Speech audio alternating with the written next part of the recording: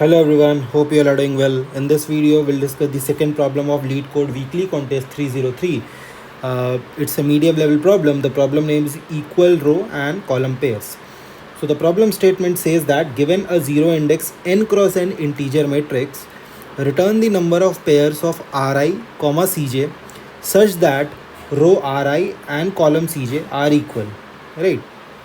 A row and column pair is considered equal if they contain the same elements in the same order. That is an equal array. So if we look into the first example, so it is 3 to 1 176 277. So we can see that row number 2 is 277 and column number 1 is 277. So these both are equal, so we just have one pair and there is no other pair that is being formed. And if we look into the second example, so we can see that row number 0 and column number 0, so it is 3122, row 0 is 3122, column 0 is 3122, so they are forming a pair. And then row 2 and column 2, so row 2 is 2422 and column 2 is also 2422, so this is also forming a pair. Now row 3 and column 2 is also forming a pair because again both have value 2422. So total we have 3 pairs in this case, right? If I talk about the code, so nothing fancy, just basic implementation.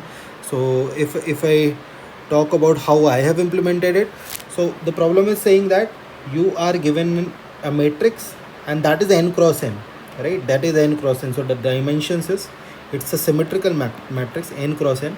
So all you need to do now, consider the first row and just to simplify the things, what I have done, suppose the value in this row is, or consider this row 1 2 3 and 4, right? So what I have done, I have converted this row into a string and the string will be of this format: 1-2 -3 -4, right?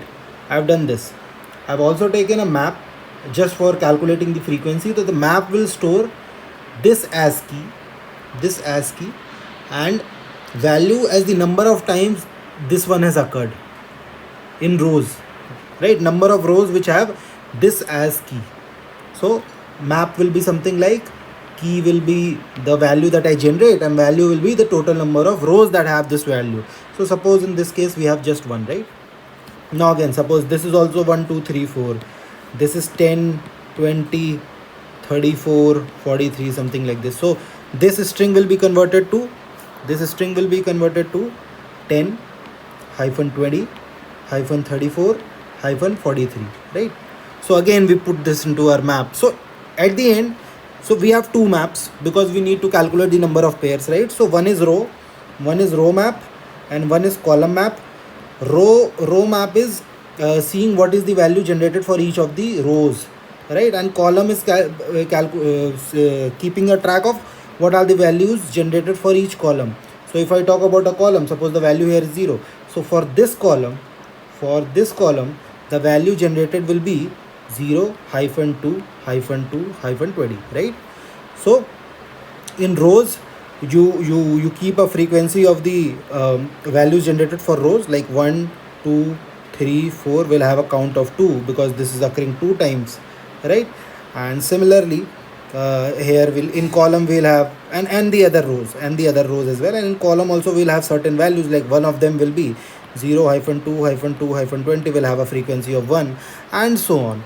So you do this, and finally after we have done it for all the rows and all the columns, all we need to do is traverse the map, check for each value. Suppose 1 2 3 4, check whether 1 2 3 4 also occurs in the column map or not, right?